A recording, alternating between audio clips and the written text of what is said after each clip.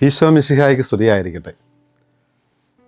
മിശിഹ നൽകിയ കൽപ്പന അനുസ്മരിച്ചുകൊണ്ട് നമ്മൾ കുർബാനയെ ആരംഭിക്കുമ്പോൾ കുർബാന മിശിഹ രഹസ്യം മുഴുവൻ്റെയും പ്രത്യേകിച്ച് പെസഹ രഹസ്യത്തിൻ്റെ ആഘോഷമാണെന്ന് നമുക്കറിയാം. മിശിഹ സംഭവം മുഴുവനെയും നമ്മൾ പരിശുദ്ധ കുർബാനയിൽ പലതവണ അനുസ്മരിക്കുകയും ആഘോഷിക്കുകയും ചെയ്യുന്നുണ്ട്. അത് പ്രാർത്ഥനകളിലൂടെ, അടയാളങ്ങളിലൂടെ, പ്രതീകങ്ങളിലൂടെ എല്ലാം ചെയ്യുന്നുണ്ട്. നമ്മുടെ പരിശുദ്ധ കുർബാനയെ ആരംഭിക്കുന്നത് അത്യുന്നതങ്ങളിൽ ദൈവത്തിന് സ്തുതി എന്നുള്ള പ്രാർത്ഥനയോടെയാണ്. ഈ പ്രാർത്ഥന അല്ലെങ്കിൽ ഈ ഗീതം നമ്മൾ ആദ്യം കേട്ടത് എവിടെയാണെന്ന് നമുക്കറിയാം.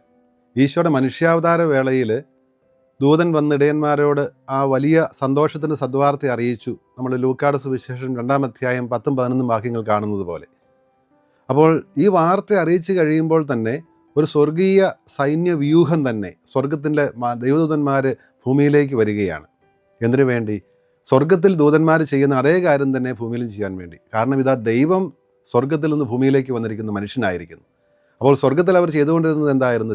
ദൈവസ്തുതിയാണ്. മാലാഖമാർ ദൈവത്തെ കന്തീഷ് കന്തീഷ് പാടി എപ്പോഴും സ്തുതിക്കുകയാണ്. പരിശുദ്ധൻ പരിശുദ്ധൻ പരിശുദ്ധൻ എന്ന് പാടി സ്തുതിക്കുകയാണ് ചെയ്യുന്നത് എന്ന് ഏശയ്യാ നബിയുടെ പുസ്തകം 6-ാം അധ്യായത്തിൽ നിവ്യായിക്കുണ്ടാകുന്ന ദർശനത്തിൽ നമ്മൾ കാണുന്നുണ്ട്. പരിശുദ്ധൻ പരിശുദ്ധൻ പരിശുദ്ധൻ എന്ന് പാടി മാലാഖമാർ ദൈവത്തെ സ്തുതിക്കുന്നത്.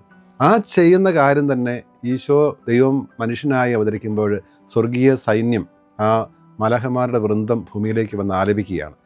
എന്താണ് ഇതിൻ്റെ അർത്ഥം? യഥാർത്ഥത്തിൽ ആ ഗീതത്തിൽ 2 കാര്യങ്ങളാണ് ദൂതന്മാർ വ്യക്തമാക്കുന്നത്. മനുഷ്യാവതാരം വഴി സംഭവിച്ച 2 ഫലങ്ങൾ, അതിൻ്റെ 2 ഫലങ്ങളാണ്. ഒന്ന് ദൈവസന്നിധിയിൽ അത്യുന്നതങ്ങളിൽ നടന്ന ഫലമാണ്, 2 ഭൂമിയിലാണ്. എന്താണ് അത്യുന്നതങ്ങളിൽ? അത്യുന്നതങ്ങളിൽ ദൈവം മഹത്വപ്പെടുന്നു. കാരണം ത്രിത്വത്തിലെ 2-ാമത്തെ ആളായ ഈശോ, വചനമായ ഈശോ മനുഷ്യനായത് ദൈവത്തിൻ്റെ പദ്ധതി നിറവേറ്റാൻ വേണ്ടിയിട്ടാണ്, രക്ഷാകര പദ്ധതി പൂർത്തിയാക്കാൻ വേണ്ടിയിട്ടാണ്, ദൈവത്തിൻ്റെ ഹിതം നിർവഹിക്കാനാണ്. അപ്പോൾ ആ തിരുവിഷ്ടം നിർവഹിക്കപ്പെടുന്നിടത്താണ് ദൈവം മഹത്വപ്പെടുന്നത്. അപ്പോൾ മനുഷ്യാവതാരം വഴി ഈശോ മനുഷ്യനായി അവതരിച്ചിരിക്കുന്നു, രക്ഷാകര പദ്ധതി പൂർത്തിയാക്കുവാൻ വേണ്ടി, മനുഷ്യരക്ഷയ്ക്ക് വേണ്ടി. അതാ ദൈവം ഇതാ മഹത്വപ്പെട്ടിരിക്കുന്നു. ഈ ദൈവത്തെ മഹത്വപ്പെടുത്തുകയും സ്തുതിക്കുകയും വാഴ്ത്തുകയും ഏറ്റുപറയുകയും എല്ലാം ചെയ്യുന്നതാണ് യഥാർത്ഥത്തിൽ നമ്മുടെ പരിശുദ്ധ കുർബാന മുഴുവനും. അപ്പോൾ അത്യുന്നതങ്ങൾ ദൈവത്തിന് സ്തുതി, തശ്ബഹുത്ത ലാലാഹ ബമുറൗമേ എന്ന് പറയുമ്പോൾ തശ്ബഹുത്ത ആണ്, മഹത്വമാണ്, സ്തുതിയാണ്, പുകഴ്ചയാണ്. ദൈവത്തിന് മനുഷ്യന് സമർപ്പിക്കാവുന്നതെല്ലാം അതിനകത്തുണ്ട്. ആരാധനയുണ്ട്, സ്തുതിയുണ്ട്, പുകഴ്ചയുണ്ട്, മഹത്വമുണ്ട്, ഇതെല്ലാമുണ്ട്.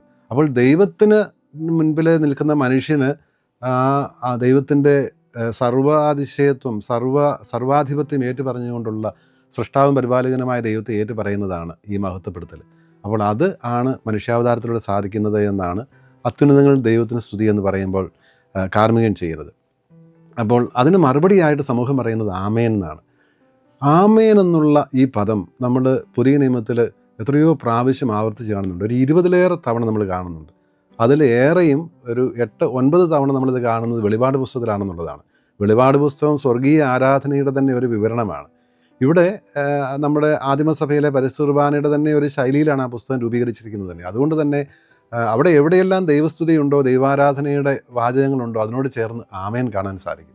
അത് 1-ാം അധ്യായത്തിലും അവസാന അധ്യായത്തിലുമെല്ലാം അത് വളരെ ആവർത്തിച്ച് കാണുന്നുമുണ്ട് നമ്മൾ ആമേൻ എന്നുള്ള. ആമേൻ എന്ന പദത്തിൻ്റെ അർത്ഥം യഥാർത്ഥത്തിൽ ഈ പറഞ്ഞതുപോലെ ആകട്ടെ, അങ്ങനെ തന്നെ സംഭവിക്കട്ടെ, ദൈവം അത് പൂർത്തിയാക്കട്ടെ, അങ്ങനെ തന്നെ സംഭവിക്കാനിടയാകട്ടെ എന്നാണ്. എന്ന് പറഞ്ഞാൽ കാർമ്മികൻ പറഞ്ഞ കാര്യത്തോട് സമൂഹവും, ആരാധനാ സമൂഹവും അത് മുഴുവനും ഞങ്ങൾക്ക് വേണ്ടിയാണ് ഈ കാർമ്മികൻ എന്ന് പറഞ്ഞിരിക്കുന്നത്, അതിനോട് ഞങ്ങൾ പൂർണ്ണമായി യോജിക്കുന്നു, അത് സംഭവിക്കട്ടെ എന്നാണ് സമൂഹം പറയുന്നത്. അപ്പോൾ ഇതുവഴി സംഭവിച്ചിരിക്കുന്നത് അത്യുന്നതങ്ങളിൽ ദൈവസന്നിധിയിൽ ദൈവത്തിൻ്റെ മഹത്വമാണ് എന്നുള്ള കാര്യം ആരാധനാ സമൂഹവും അടിവരയിടുകയാണ് ചെയ്യുന്നത്. അപ്പോൾ അത് 3 പ്രാവശ്യം ചെയ്യുന്നുണ്ട്. ഈ 3 പ്രാവശ്യത്തെ ആവർത്തനം നമ്മുടെ പരിശുദ്ധ കുർബാനയിൽ നമ്മൾ പ്രാർത്ഥനകളിലും ഗീതങ്ങളിലും ആവർത്തിച്ച് കാണുന്നതാണ്. 3 പ്രാവശ്യം ആവർത്തിക്കും. എന്താണ് ഇതിൻ്റെ പ്രത്യേകത എന്ന് നമുക്കറിയാം. ഏറ്റവും പ്രധാനപ്പെട്ട കാര്യം പരിശുദ്ധ ത്രിത്വത്തിൻ്റെ ബഹുമാനത്തിനായിട്ടാണ്. അപ്പം ഒരു ഏകദൈവമാണ്, ഒരേ കാര്യമാണ് നമ്മൾ ആലപിക്കുന്നത്. പക്ഷേ അത് 3 പ്രാവശ്യം ആലപിക്കുമ്പോൾ ഏകദൈവം, ആ ഏകദൈവത്തിലുള്ള 3 വ്യക്തികളെ നമ്മൾ അനുസ്മരിക്കുകയും ആ ത്രിത്വത്തിൻ്റെ സ്തുതിക്കായിട്ട് അർപ്പിക്കുകയും ചെയ്യുന്നതാണ്. പിന്നെ 3 അത് പ്രാധാന്യമാണ് കൂടി, ഒരു പൂർണ്ണ സംഖ്യയാണ് 3 എന്നുള്ളത്. അപ്പോൾ അത് നമ്മുടെ മനസ്സിൽ തന്നെ ആ സത്യം ഒന്ന് ഉറപ്പിക്കാൻ വേണ്ടി കൂടിയാണ് ഈ ആവർത്തനമെന്ന് നമുക്കറിയാം. അത് നമ്മൾ ഈശോ പഠിപ്പിച്ച പ്രാർത്ഥനയാണെങ്കിലും 3 പ്രാവശ്യം ആവർത്തിക്കുന്നുണ്ട്. സർവാധിപനാം എന്നുള്ള ലാഗുമാറ എന്നുള്ള ഗീതം 3 പ്രാവശ്യമുണ്ട്. കന്തീശ എന്നുള്ള ഗീതം ആലപിക്കുക, അതെല്ലാം നമ്മൾ ഈ 3 പ്രാവശ്യം ആലപിക്കുന്നതിൻ്റെ അർത്ഥം അതാണ്. അത്യുന്നതങ്ങളിൽ ദൈവത്തിന് സ്തുതി എന്ന് പറഞ്ഞു കഴിഞ്ഞ് അത് 3 പ്രാവശ്യം കഴിഞ്ഞാൽ ഭൂമിയിൽ മനുഷ്യർക്ക് സമാധാനവും പ്രത്യാശയും. ഇതാണ് മനുഷ്യാവതാരത്തിൻ്റെ 2-ാമത്തെ ഫലം.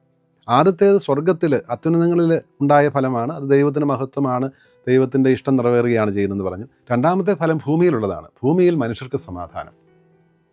സുറിയാനി ഭാഷയിൽ സ്ലാമ ഉ സൗറ താവ എന്നാണ് പറയുന്നത്. സ്ലാമ എന്ന് പറയുന്നത് സമാധാനമാണ്. ഈ സമാധാനം എന്ന് പറയുന്നത് യുദ്ധമില്ലാത്ത അവസ്ഥ മാത്രമല്ല, ആ ഒരു വലിയ ഹൃദയ ഐക്യത്തിലുള്ള ജീവിതത്തിൻ്റെ ശാന്തതയിൽ ദൈവവുമായിട്ടുള്ള അനുരഞ്ജനത്തിൻ്റെ ജീവിതം, സഹോദരരുമായിട്ടുള്ള അനുരഞ്ജനപ്പെട്ടുള്ള ജീവിതം, തന്നോട് തന്നെയും അനുരഞ്ജനപ്പെട്ടുകൊണ്ടുള്ള ജീവിതം. അപ്പോൾ ആ ഒരു എല്ലാ ബന്ധങ്ങളും സമാധാനപൂർണ്ണമാകുന്ന ഒരവസ്ഥയാണ് ആ സ്ലാമ സൂചിപ്പിക്കുന്നത്.